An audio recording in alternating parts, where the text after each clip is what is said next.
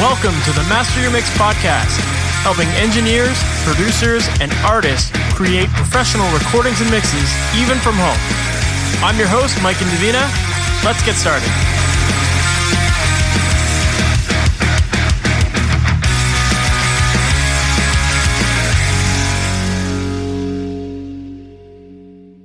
Hey, welcome to the Master Your Mix podcast. My name is Mike and Davina, and thanks for hanging out with me today.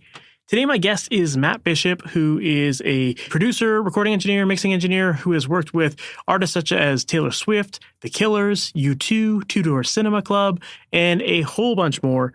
And in today's episode, we have a really fun chat talking about the idea of perfection and when you need to pursue perfection versus when you need to embrace imperfections, and how this can impact your work, whether it has to do with the recording stage or the editing stage or the mixing stage.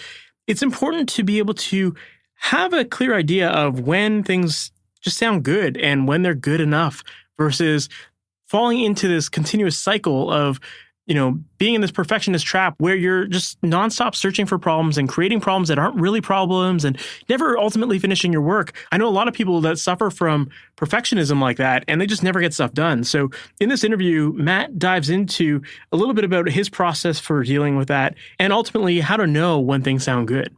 We also get into a really interesting chat about working with some of the bigger artists that he's worked with. One record that he worked on was Taylor Swift's Taylor's version of her Red album. And the whole process of re-recording her songs from scratch again was something that I've been very fascinated with, because I know it's something a lot of you guys would do where you listen to music that you love and you're trying to chase sounds. So to actually have to recreate an album and make it sound as close as possible to the original, I think is such a cool challenge. So I wanted to get Matt's perspective on what went into that record and how he went about that process so that you can learn from that as well. And so that if you're chasing certain tones, you can also learn a little bit from that process too. So we talk about working with Taylor Swift, we talk about working with Snow Patrol, working with U2, and a whole bunch more. This is a really fun episode. I think you're going to really enjoy it. So with that said, let's just jump right into it. Matt Bishop, thank you so much for being on the Master Your Mix podcast. How's it going, man? It's going well. Thanks for having me. Awesome. For people who might not be familiar with you or some of the projects you've worked with, that kind of stuff, can you give us a little bit of that background on who you are, what you do, and ultimately how you got into music production? Sure. Yeah. So I primarily these days am doing mixing and additional production on records, singles, that sort of thing. But initially got my start engineering with a producer by the name of Jackknife Lee. This was over a decade ago in Los Angeles. Moved there fresh out of high school, and I went to a trade school for 9 months, like a 9-month accelerated audio school, the LA Recording School, which I think is called the LA Film School now. But did that thing, got an internship at it was kind of like a budget studio called Clear Lake Audio, which I believe is still around, but under different ownership. The guy who owned it when I was there has passed, but so I was interning there for a long time, not even a long time, maybe like 3 or 4 months, and we just got random projects in. And through that interning, and I was kind of just an extra set of hands, cleaning, doing food runs, and kind of just being in the studio to see if they needed help. Mm-hmm. And we had this band come in by the name of the Black Veil Brides. I know those guys, yeah. Yeah, so I don't even know what record it was, to be honest with you. So I was just sitting in on that process. And one of the engineers, his name is Josh Newell, who's still around and he's still doing cool stuff, mostly like metal, that kind of vibe stuff. But he was a staff engineer at NRG, which is a really kind of big rock studio down the street, and knew Jackknife Lee because I think he was doing a Weezer record there. And he heard that he needed an assistant. And through that, and kind of being the only intern at Clear Lake, and they kind of like tagged me the super intern because I was just there. I was probably 18 or 19 at the time. and like literally didn't have anything better to do besides just be there whenever I could. So I was just there all the time doing random stuff that I thought was worth doing. Cleaning, there's some downtime. So I'd just be there like bebopping around. And, I obviously made an impression, and he, passed my info on to his manager, who had just like teamed up with him because Jackknife had just moved to LA, similar time I did.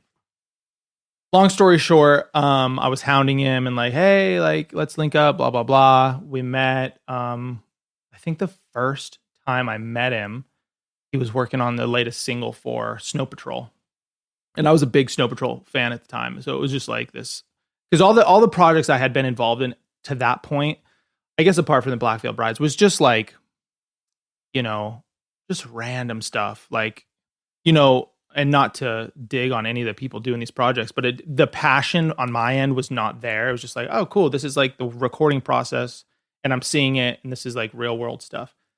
But being in the same room with like a real record that's like, that I'm familiar with the artist and it just sounds amazing, was just like mind blowing to me. Mm-hmm.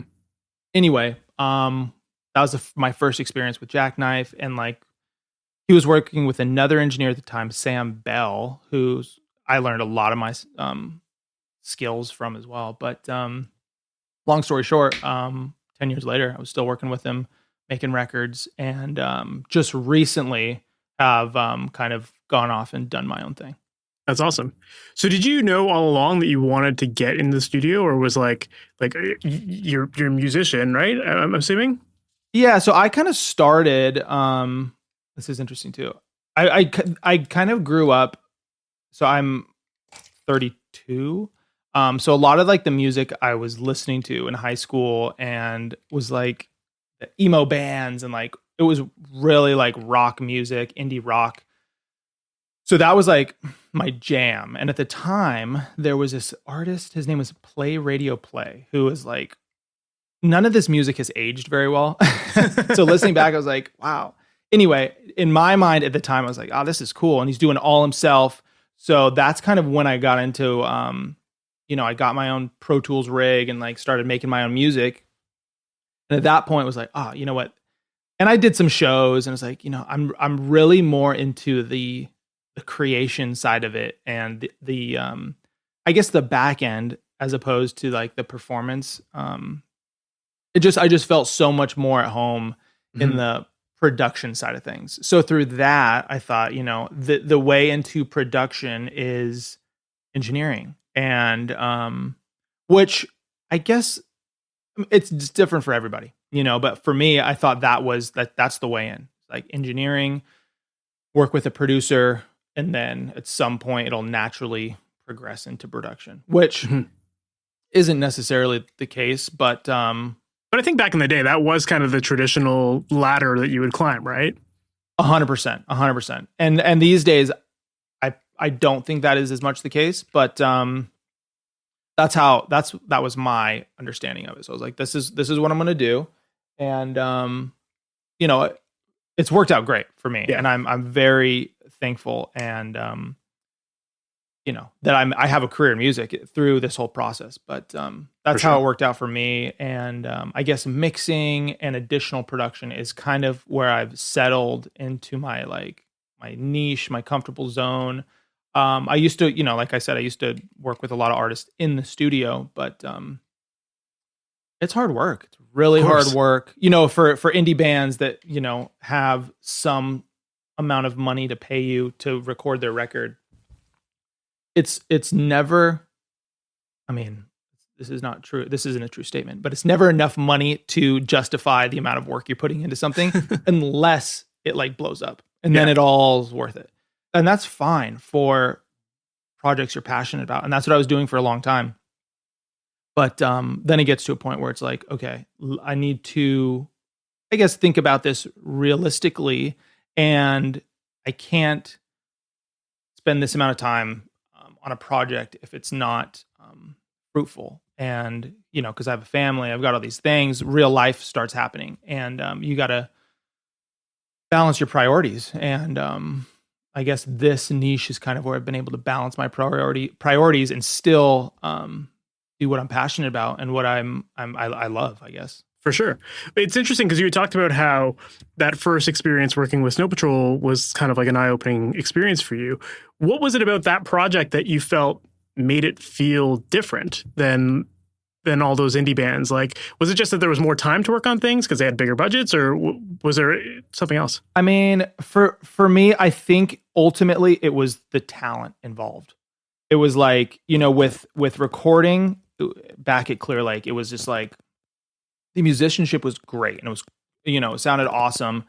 But then, and those were like very much like raw live sounding records that I was doing there. And then when I was with that first day with Jackknife, it was probably mostly programmed and some vocals, but it just sounded so like fresh, and it sounded like nothing I had ever heard coming from like a DAW. Mm-hmm. And he was working in Logic at the time, and I hadn't worked in Logic at that point.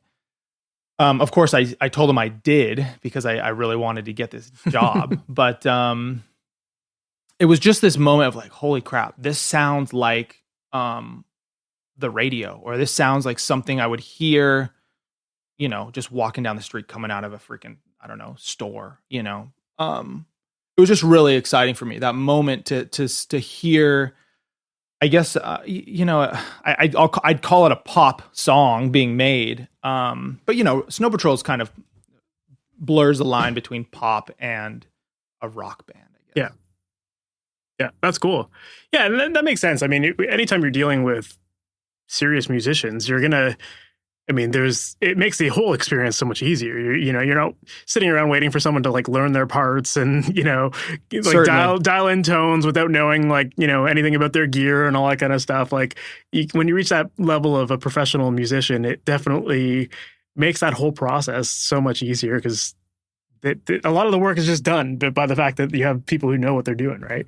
Certainly. And then that brings up a good point too, where it's like, I was for early in my career, I always thought like there's something going on that is like secret that like the inside successful people have on wraps, that like this is how you make a hit song, which absolutely not true. It's just like, it's hard work and like long hours and just like a puzzle. It's all a puzzle of trying to like some people have formulas on how to make great songs, but I think that also kind of takes the artistry away from it. Mm-hmm. Anyway, from my perspective, it was just like, no, these people are just like super passionate about this, know how to write great songs. And also like there was, I think what I learned from working with Jackknife was like, there was no doing anything the same way. It was always like, this has to be, if it's going to be good and exciting and fresh, it has to feel like new. And like, every record we did it was always new stuff happening. And I think that's why, he's so successful in what he does, because he just knows how to, I guess, push the envelope. And like, I guess that's probably what my biggest takeaway working with him through all these years was just how to stay fresh and like, just do what is exciting and new. And like, you have to, if it doesn't feel good when you're making it or mixing it, it's like, it's not right. And that happens, sometimes you get gigs where it's like, it's not what I am into, but at the end of the day, you got to make the client happy as well. Of course. It's interesting. You talked about this idea of like people having formulas for their songs, and you'd also talked about working on music that was programmed and that kind of thing. And, a lot of people would argue that kind of stuff can get stale pretty quickly sometimes because it's just so perfect and that kind of thing. And I when I was doing my research on you, I found an article where you were quoted as saying, "Perfect is boring." And I was wondering if you could elaborate on that a little bit, and like, what exactly do you mean by that? And like, where does that line blur between something that's perfect versus imperfect enough? Sure. Yeah. I mean, it is a fine line because I think there's a lot of instances where like, say a live drum kit is, there's no drummer in the world that will play exactly on the grid. And many times in the studio, you will edit a drum kit to be perfectly on the grid. But the fact that a drummer, a real human, is playing that kit, and each snare hit and sound is a different, you know, I guess wavelength of sound happening.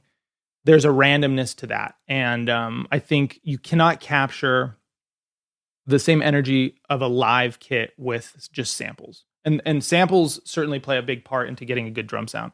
But I think the analog, just the essence of a real life drummer playing something, invites this like random behavior that you can't get from programming something. For sure. There's a great example of this with the drummer from The Killers. He would like shout when he would play the drums.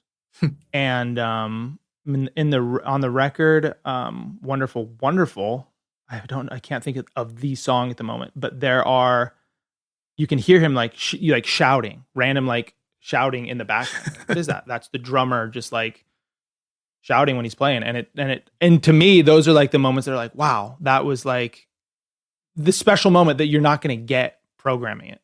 Yeah. You know, you can overdub a shout, but it's just like, it's not organic. And it's like, I don't know. There's something with, live instruments and even like synths where it's like, you're inviting like accidents to happen for the better. You know, I think that those sort of like, I'll use the word happy accidents are, you always want those moments to happen, but it's hard to have them. You can't just say, okay, let's just go get some happy accidents. It's like, you have to like invite the opportunity of these happy accidents, but you're not just going to say, okay, let's just go get happy accidents. You know what I mean? For sure. Yeah.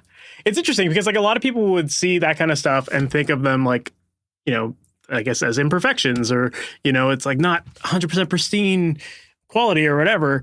But it's like, how do you decide then when an imperfection is worth keeping versus when it's actually working against the song, Certainly. I think there's a good distinguish to be able to distinguish that would be, case by case. How does it make you feel when you hear that? If it's like distracting or off-putting, it's probably not an accident worth keeping. If you hear that and you're like, whoa, what was that? Like that, and that made you like feel something, whether it's excitement or like intrigue of the song, then I think you're probably onto something special.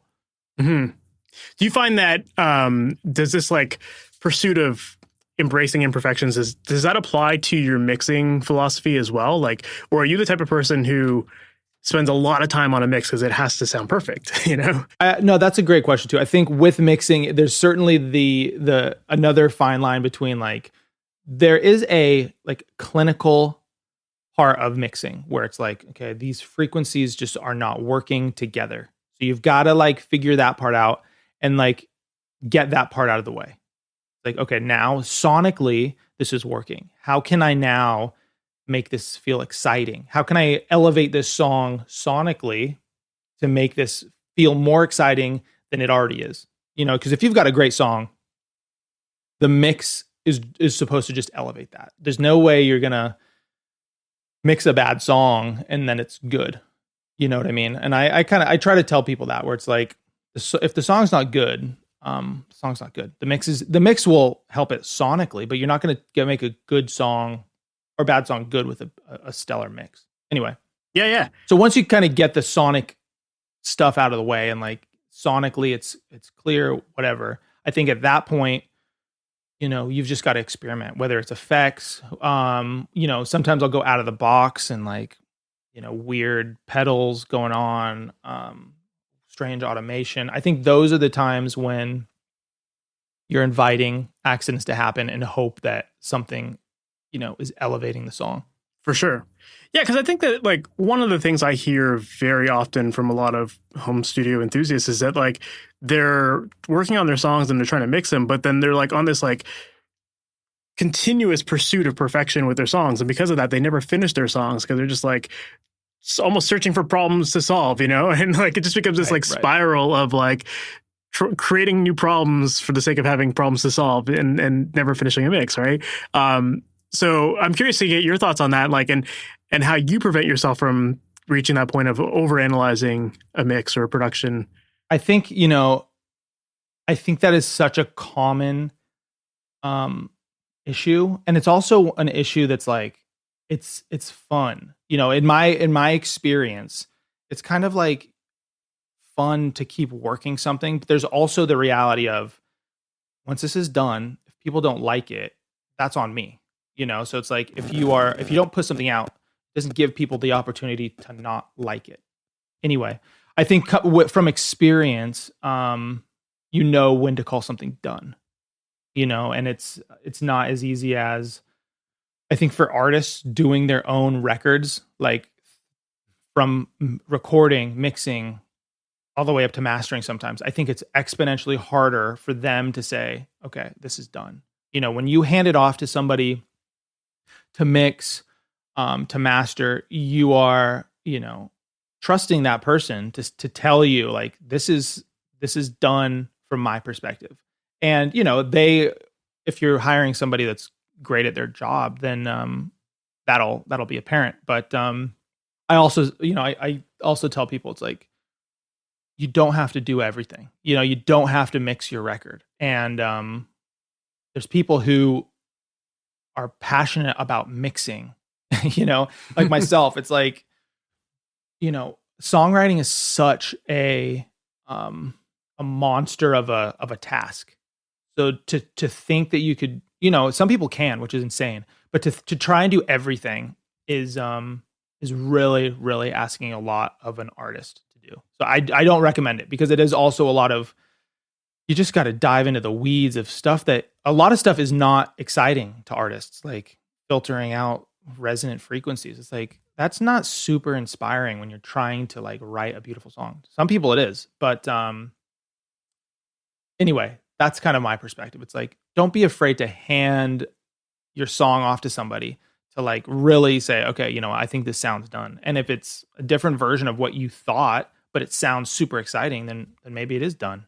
For sure. No, I think that's a really good point because a lot of people do feel like they need to do it all as home studio people. It's like, I've got the equipment. What's preventing me from doing it? Right. And then it's like, well, because you just don't have that objective opinion anymore. Yes, you could do it, but yeah, you're just making your own music worse by just over analyzing it. Right. Yeah. Yeah. I think there certainly becomes a point, even in mixing, when in some of the records I've made, it's like, I've been involved with projects that have taken years, like plural years to complete. And it gets to a certain point where it's like, you feel confident that this song is good at one point in time. And then months pass and you're working the same thing. You've got different parts. When you lose perspective on something, you're really, playing with fire because you can't, once you lose perspective, it's like, it's really, really hard to bounce back. Of course. So then how do you know when you're done a mix or a project that you're working on? A lot of like, if I'm mixing something, I think, I'll get it to a spot where I'm like, this is sounding really great. I think being against the reference mix is also huge. And getting it to a point where it's like, oh, this feels great. And, I just feel good about it. I'll send it to the client. And then, I would, sometimes it's like, yeah, it's done. And I'm like, okay, great. Other times like, let's just do this, do that. And there is always a back and forth, 9 times out of 10. And I, invite that process. But I think, it's a collaboration. If they're happy, you got to make sure that client's happy. Mm-hmm. Sometimes there is like a pushback. If something is like objectively, this is better. You should voice that. But, it's not done until the client ultimately says it's done. Yeah, for sure. Do you feel like you have do you have a well-defined workflow or process that you typically follow with the mix to like kind of know, okay, I've kind of done all my steps that I should have done. This should be this mix should be done. Yeah. I mean, I within reason, I've got, I don't have a template like a lot of people do where it's like the same effects. I basically have a template of like, these are my hotkeys. These are how I color code everything. It's very much a utility, how I set up my template and routing and busing and all that kind of stuff. But yeah, I've got like a way I do things, certainly. And I also I use a lot of the same plugins, but depending on the song and what it calls for, it's not like I just there are presets in like effects that I'll use very frequently that I've kind of just like, this is my delay that, really makes something sound lush that I'll use a lot, but there's never a set and forget. I think once you start doing that, then you can start to lose perspective. For sure. No, that makes a lot of sense. And yeah, definitely like, yeah, having those kind of utility templates that you talked about there, like those are good to have. Like they get you up and running quickly. And, I think that helps you keep some of your perspective when, you got something that lets you work fast as opposed to like starting from scratch every time. Like, that's part of that process too, of like having your objectivity is like, if you're spending hours just building a session, you're kind of jaded by the end of that, by the time you're ready to start mixing, right? And then your objectivity is gone, right?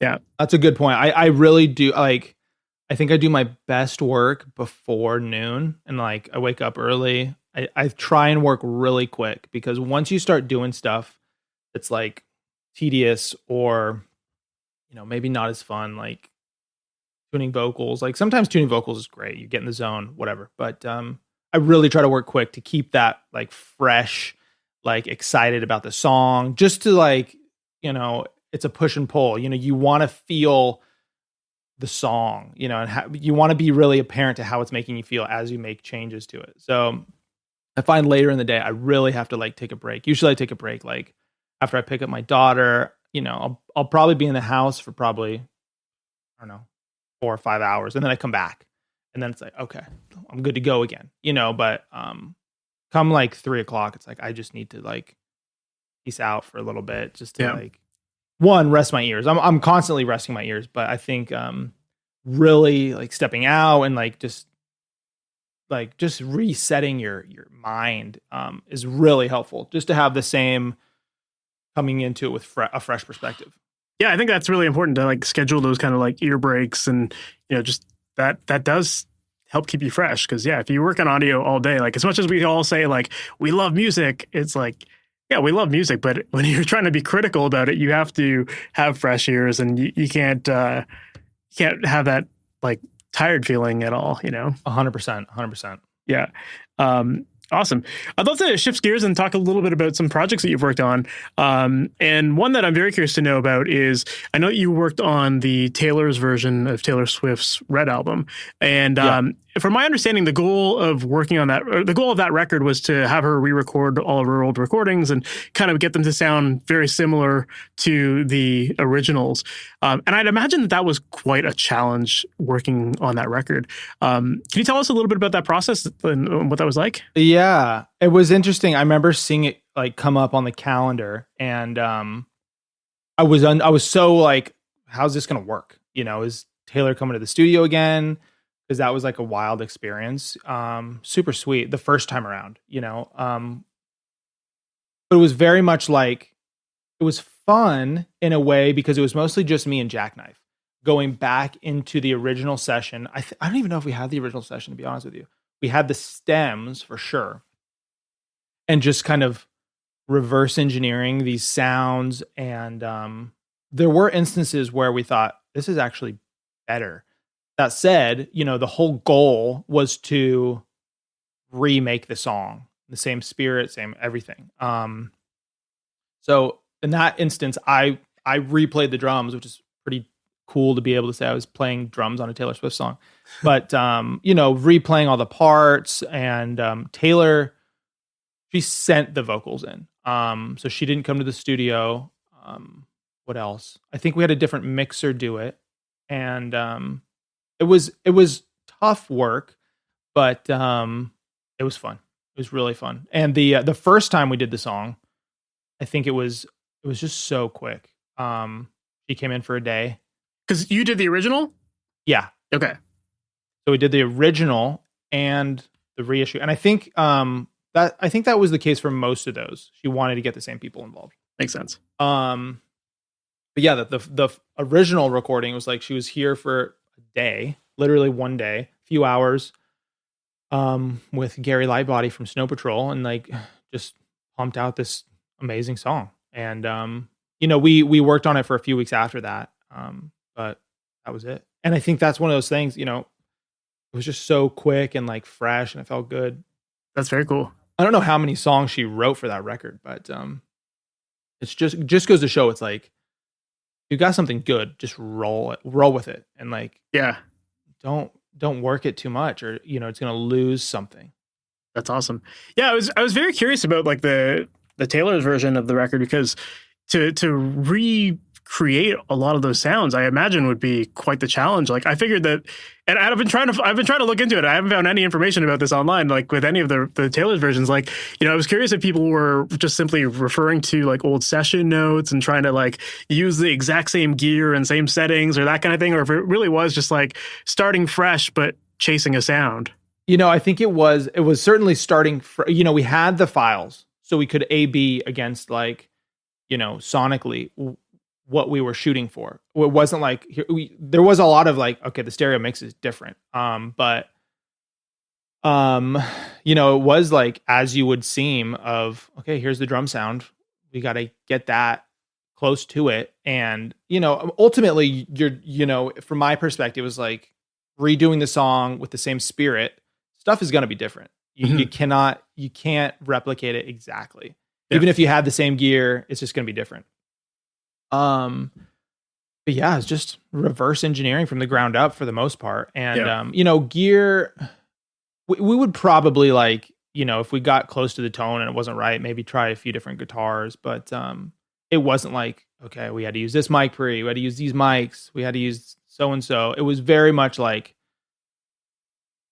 listening to it, what amp should we use? What do you think this was? And then, going from there. And I think that just comes with, a lot of experience and knowing the studio really well, working out of Jackknife's place. We're just like, yeah, that was probably the AC30 or what have you. A lot of times it's like, that was probably DI, and then we've got this amazing, I'm going to show it here and do a plug for this guy, because it's just like this amazing piece of equipment, but it's called the Big Trees. And I can't remember if we use this, but this is like, this pedal is essentially an amp. Anyway, it's got a DI, or it's got a line out. Anyway, we use that like just straight DI into a mic pre or whatever. And a lot of times that is like such a unique tone, and we'll go that route. But yeah, I mean, there was no secret to how we remade the songs. It was just like, let's listen to the parts and try and get close to it. And that's amazing. Yeah, it was fun. Yeah, that's amazing. Because one thing I often hear a lot of people talk about too is like, we all have this expectation of like our records and what good sounds like, and so we're often basing what good sounds like based on our musical tastes and other albums that we love and that kind of stuff. So very frequently, like I'll find a lot of engineers that are like, oh, I really want the sound of this record or that record. And it's like, that's their standard. So they'll go chasing these sounds, but it's like, kind of like to your point earlier, it's like, you can have the same singer, same band, same equipment, and it's going to sound different on different days. So it's like, it's right. It's a near impossible task to chase the sound, but yet a lot of us still try to achieve those sounds. We listen to records as inspiration. So I was kind of curious to like know what goes through your mind when it comes to like reverse engineering sounds that you hear. Like how do you go approaching that? Maybe that's a very broad question, but no, I think it's a good question, because I always think if you're shooting for sounding like somebody or inspired by somebody, it's like, use Bon Iver. He's such a unique sound. And like if you listen to 5 seconds of a Bon Iver song, it's like, that's him.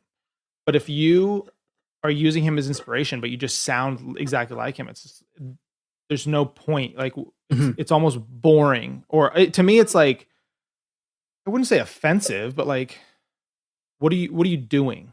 It's like, he's such an inspiration to me as well. But it's like, you listen to that and are inspired to create something fresh and new. And like and the journey to, this is going to get really like deep, I guess. The journey to like recreate something, in my perspective, is how you kind of find what you like.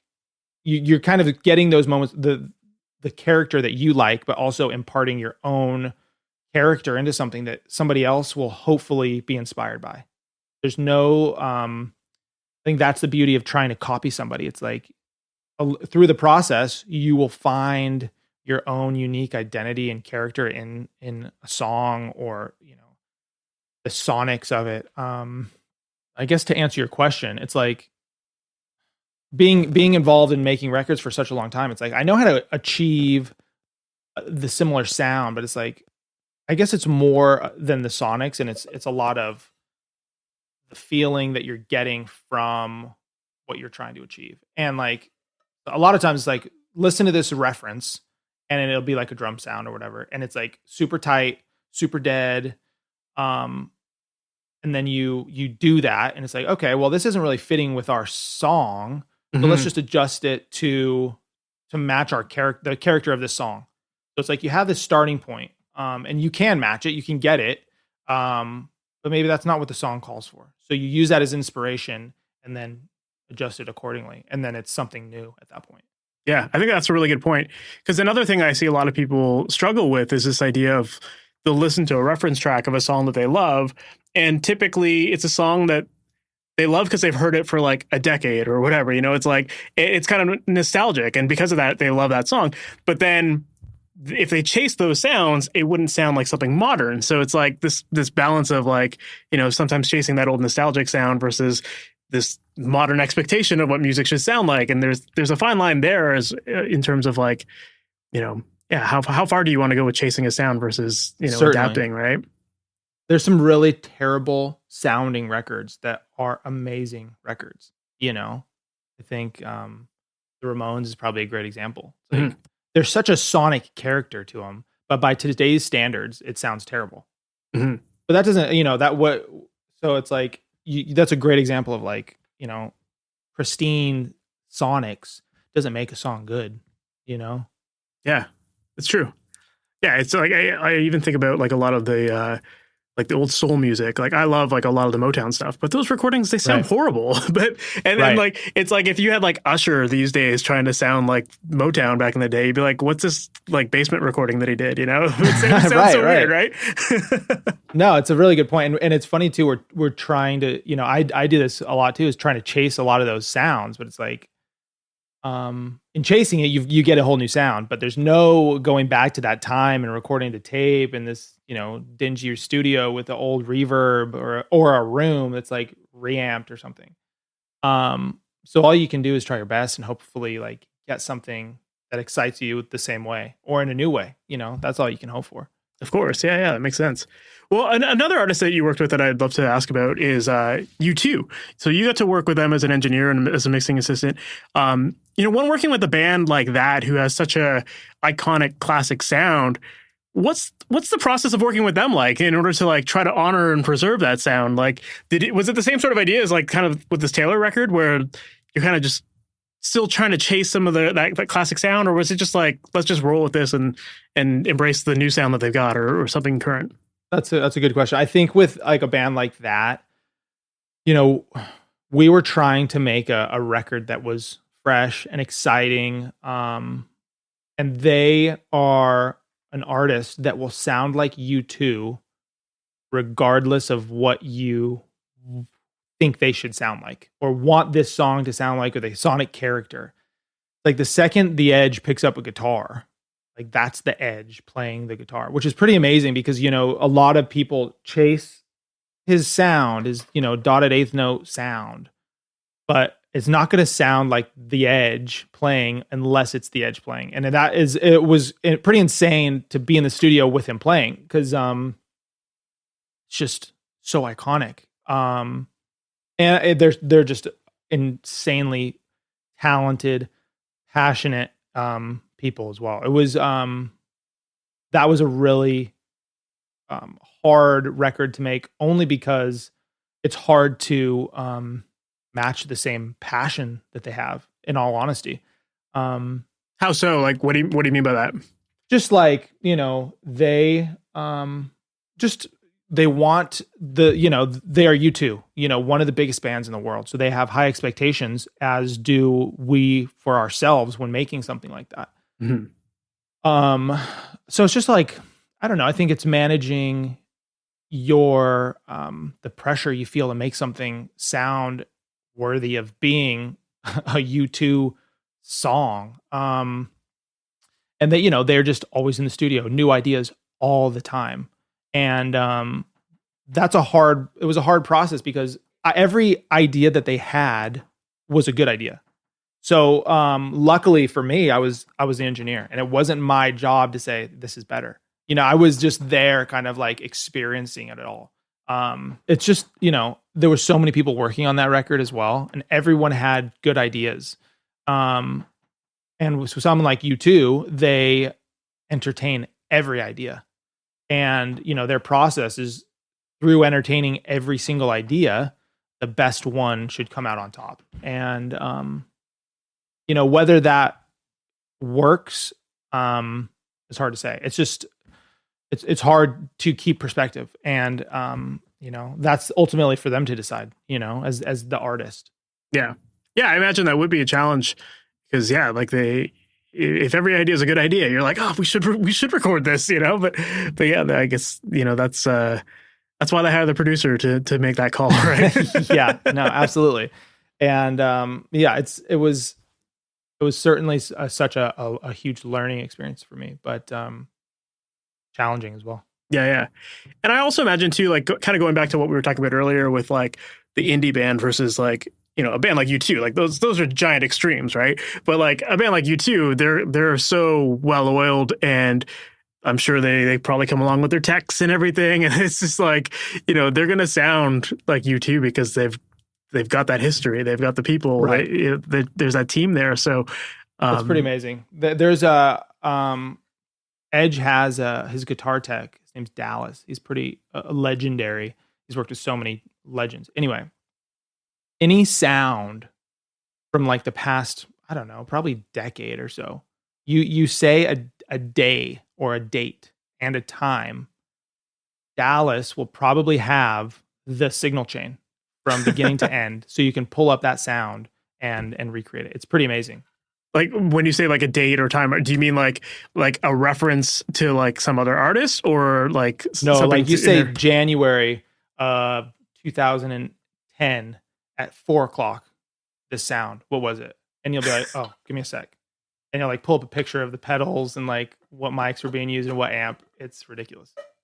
Wow. So like all you're talking about like their history though, right? Yeah. Not like anybody. It's I was gonna say, he's that good at reverse engineering sounds? Bring him on the Taylor record. Yeah.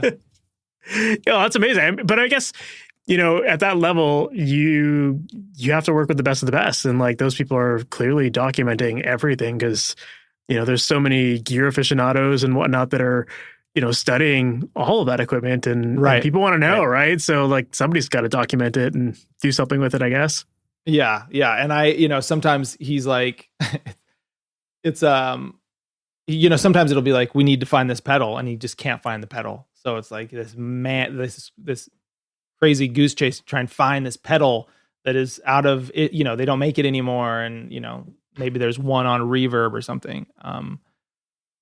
It's just interesting to see the whole process, and they certainly do have the best of the best. So that was like really cool to just like, no expense spared.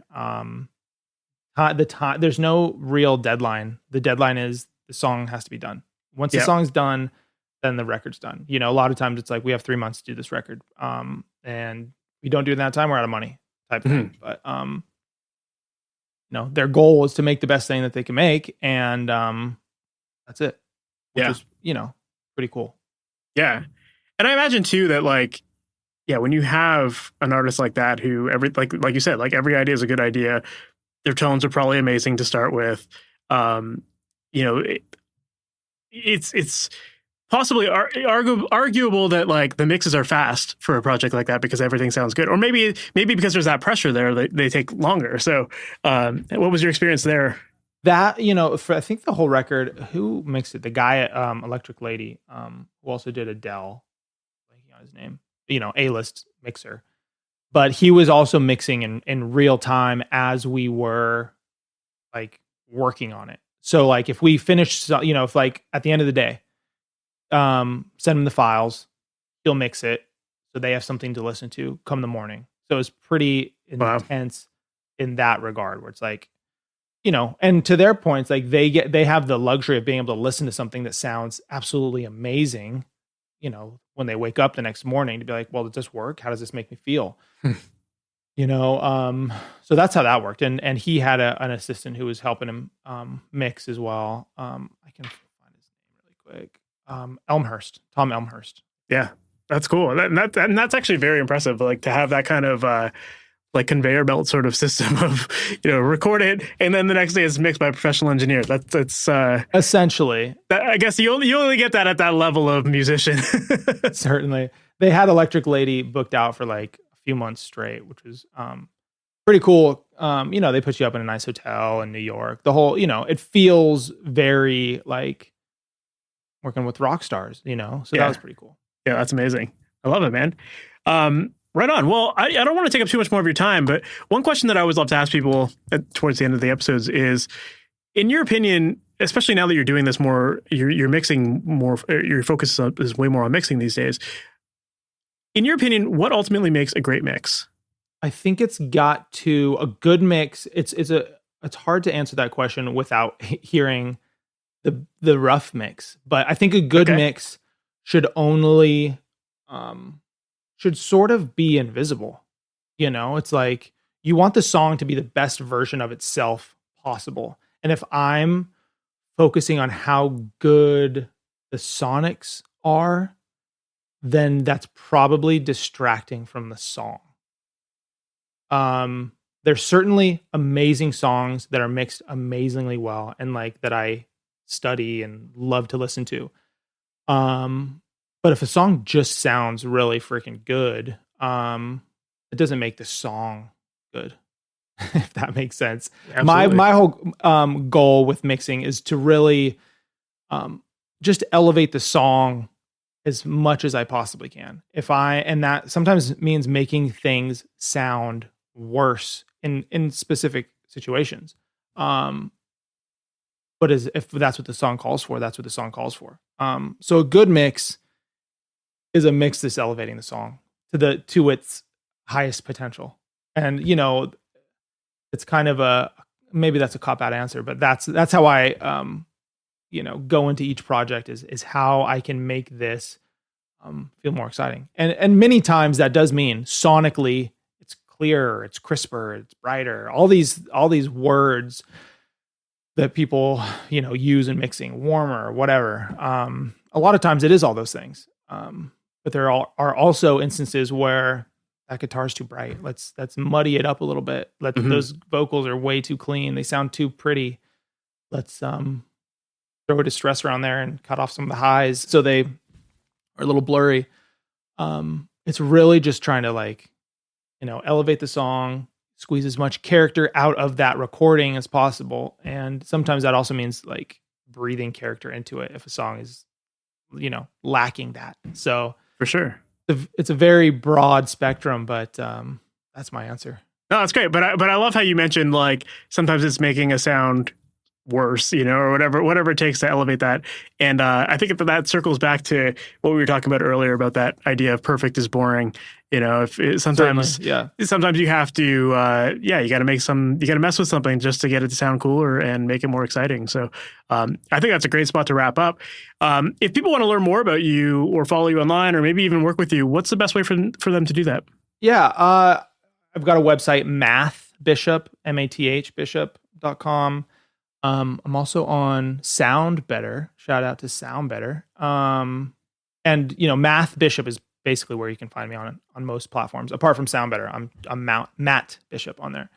But I don't have a strong, if you follow me on Instagram, it's probably just records I've worked on. So follow me, do it, but you're not going to see me like baking a cake or like playing with my daughter or anything. It's mostly just work stuff. Right on, man. Well, Matt, thank you for taking the time to do this. I really appreciate it. And it was great to get some insight into some of the projects you're working on and some of your philosophies and all this stuff. And I'm sure that there's a lot of great stuff people are going to take from this episode. So thank you. I hope so. Well, thanks for having me, Mike. It's a pleasure to meet you. Right on. Same here.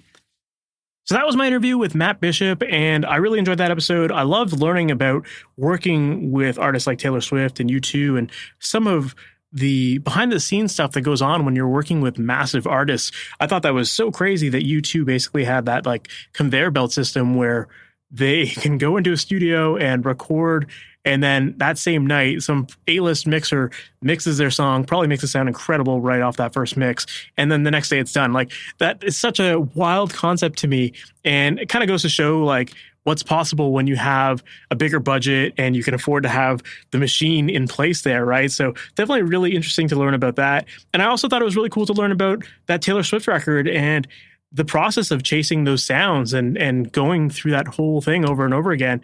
Very fascinating. Like I said a couple times in this episode, I know a lot of people listen to music and they want the same sounds as another artist. And so they'll chase these sounds. And there's a bit of a process to that. So I thought it was fun to get into that process with Matt in this episode. So I hope that you enjoyed that episode. I hope that you found it informative. I hope that you found it helpful. And if you did, make sure to subscribe to the podcast. That way you're notified about all new episodes as they go live each and every Wednesday morning.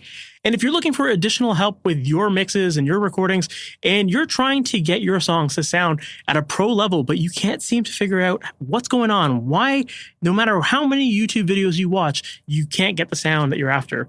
Well, if you're looking for one-on-one support throughout that process to help you get results that sound just as good as your favorite recordings, then definitely make sure to check out my coaching program. It's called Amplitude. And in that program, I work one-on-one with you, giving you all the resources you need to help you create great sounding recordings, great edits, great mixes, so that ultimately you can get your music sounding at the level that you expect it to. If you're interested in learning more, make sure to visit MasterYourMix.com/amplitude, and all the details are there. You can sign up for a demo, and I'd love to show you around. I'd love to show you what the program looks like behind the scenes and learn more about how I can help you with your music. So once again, visit MasterYourMix.com/amplitude for that. And with that said, we've reached the end of this episode. Thank you so much for sticking around to the end, and I can't wait to chat with you in the next one. We'll talk soon. Have a good one. Thanks for listening to the Master Your Mix podcast. To have your questions answered, submit your questions to questions@masteryourmix.com. Please go to iTunes and subscribe and leave a review. And for more information on how you can improve your mixes, visit MasterYourMix.com.